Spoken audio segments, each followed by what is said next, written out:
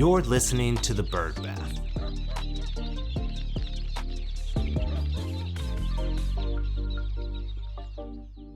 This episode of The Bird Bath is brought to you by Snout. Ever wish you could magically get your clients to come in twice as often? Then you've got to check out Snout, the wellness plan company that everyone seems to be buzzing about.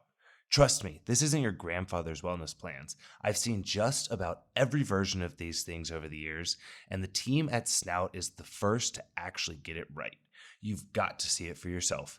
Head over to snoutplans.com to schedule a quick demo and mention the Bird Bath for an exclusive offer. Again, that's snoutplans.com, or just click the link in the show notes. And don't forget to mention the Bird Bath. Happy visits! Welcome back to the Bird Bath. Each week we scrape the surface of the news you need to know, so let's get into it. Kicking us off this week is Mars Petcare's 3-year mark for their Mars Petcare Biobank. And big news here, they have found a new genetic discovery. 3 years ago, Mars announced the world's most comprehensive real-world study of pets, what they called the Mars Petcare Biobank. The project gathered information from over 20,000 cats and dogs over a period of more than 10 years. They looked at their health, their genes, and lifestyles with the intention to keep today's pets as well as future generations of pets healthy. Today, over 4,000 pets are enrolled in the study, and they've marked a significant milestone. That milestone being the discovery of a new genetic variant that increases the risk of canine atopic dermatitis. Using data from 1.2 million dogs, the study combined DNA samples from wisdom panels, as well as the broad and vast network of clinics owned by the Mars Veterinary Health Groups. Part of that's Banfield Pet Hospital Optimum Wellness Plans, including that from Banfield as well as Linnaeus veterinary experts. The overall samples here mixed the data together to find this variant in 71% of French bulldogs and 40% of boxers in the study. They found that dogs with this variant were twice as likely to develop canine atopic dermatitis. It's the first time this gene has been linked to this condition in any species. This is just one of the things that they're looking to tackle here, and it's really cool to see a project looking at the animal biobanking and the genome of what's going on. I know on our Substack last week we talked about gene editing as a way to do genetic rescue of bringing back animals that are on the brink of extinction. And this is a way to utilize some of that same analysis to improve the health of our animals that we care so much about in our homes. It mirrors a lot of things that people have seen in the Human Genome Project, and I look forward to seeing what Mars brings in the future. Vista partnered up with Clinician's Brief to find out a little bit more about how veterinarians in practice are approaching lumps and bumps. So it's one that I know a lot of you know and have been so wonderful sharing condolences for Walter, but Walter was a bumpy boy. He had bumps and lumps all over him, and it was one of those things that we weren't always aspirating and sending off to the lab because in the assumptions of a lot of the veterinarians that we worked with, they were probably benign and not something to worry about. So Vista, along with Clinician's Brief ran the study, actually talked to 243 veterinarians, asking them more specifically about their approach to lumps and bumps on dogs. The incredible news that came from this was that 62% of canine lumps go undiagnosed in veterinary clinics. This was a study that came out a little over a week ago, and I read through it, and I think I didn't give it the full attention that it needed to until today. While being at VetTogether in New Orleans, I had a chance to talk with Asher Fink, who's the Chief Commercial Officer at Vista, and ask him firsthand, what am I missing here? What are the things that we're finding, and how are you actually finding out more about what's going on here? Asher sort of peeled back the curtains a little bit more on this study. First off, I found it really interesting that Clinician's Brief did the work here, or did the actual survey. It adds a lot of credence to me to find such an incredible company like Clinician's Brief being that engine that's generating those things. But it was particularly interesting as well when we talked about the differentiation and the understanding of not just seeing that a lot of the things that are popping up on the skin or subcutaneously within a lot of the canines that are coming into clinics, but also the fact that HT Vista has a solution to be able to do some first glances at what's going on here. So the big thing when I looked at this was saying, okay, 62% of masses go undiagnosed.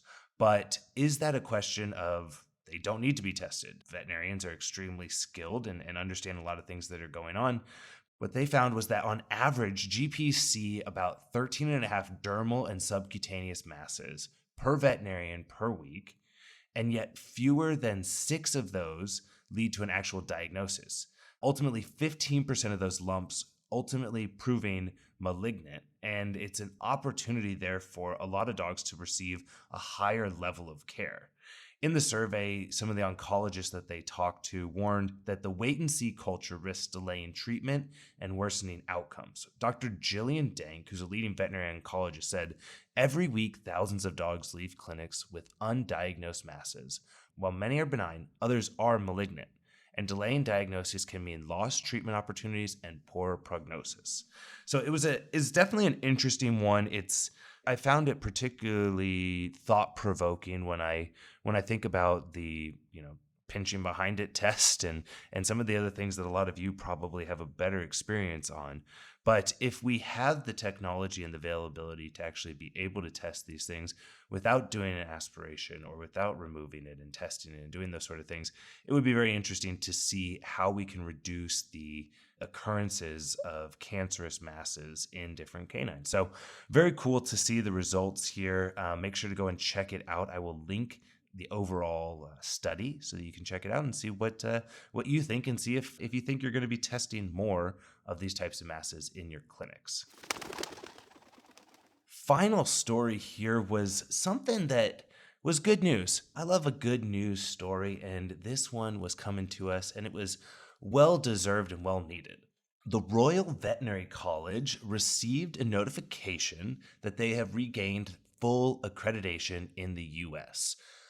This is a big sigh of relief, not just for the college, because they do have a large number of students that look to practice medicine in the US, but also for US or American students that were practicing at the Royal Veterinary College and intending to come back to their home country and being able to practice. So for a while there, it was something that they were extremely worried about losing accreditation and not being able to come home and practice. It caused a lot of ups and downs. The dean of the Royal Veterinary College was originally going to move on and become the CEO of the American Association of Veterinary Medical Colleges, but stepped back and went back to the Royal Veterinary College with the intention of righting the ship. And so this was a big one. This was something really cool. The students from the British school who elected to take the NAVLE passed with an 86% rate during the 24 to 25 academic year, and it was a great success here. So this was super exciting to see that they could do it. The AVMA COE put out a notice earlier this month saying that they were all set. Now, they do have to maintain these numbers and continue to do well year after year to retain that accreditation, but jumping from where they were at a 60% pass rate to an 86% pass rate deserves a little bit of extra attention. So kudos to everyone at the Royal Veterinary College for all the effort. I think it's incredible to see these sort of things turn around and see a university really step up to make some big things. So kudos to the team there, and I cannot wait to see what else the COE, the AVMA's Council on Education, has up its sleeve for us for the remainder of this year. Now, this isn't a story, but it's a little bit of a shout out and a hello. This week, I am at VetTogether in New Orleans. It's a second-year conference bringing together decision makers from both independent and corporate practices to sit down with vendors. This year was new. They added some new things. The first year was one-on-one meetings, but this year they added a smaller exhibit hall, which was kind of cool. They did some talks, and we're going to have more talks again tomorrow to to hear about some really tailored things to the different attendees. So far, they have done an incredible job turning the event into a true event. We had a second line leading the way. They had a very informal and comfortable and casual environment that I think a lot of attendees really appreciated. It was definitely something thus far that I found interesting to see and hear the voices of leadership from independent practices, as well as corporate groups that are attending, but particularly the independent practices, having a space to be heard and to sit down with vendors and really share in these business conversations that we see happen so often at large conferences, but maybe not to the full scale that they should to benefit the independent practices. Another great thing that happened, I had the opportunity to catch up with Brent Dunbar from the Independent Animal Hospital Association. And Brent had just wrapped up their annual meeting, which was the first time they held it in person here in New Orleans. They brought together a ton of their different practices and really knocked it out of the park. So again, just wanted to shout out to everyone here. A lot of incredible things happening. If you're listening to the show and you're still here in New Orleans, be sure to say hi. And if you want to learn more about any of these cool events that I attend, reach out. I'm always open to chatting with people about what conferences I'm at, what I enjoy about each one, and maybe, talk about how they could be beneficial to each one of your businesses. So thank you again to everyone. And if you want to learn more about these and other stories, join us by subscribing to our Substack. There's a link in the bio. And don't miss out on any episodes by subscribing and rating the show. For the Bird Bath, I'm Ryan Leach. See you next week.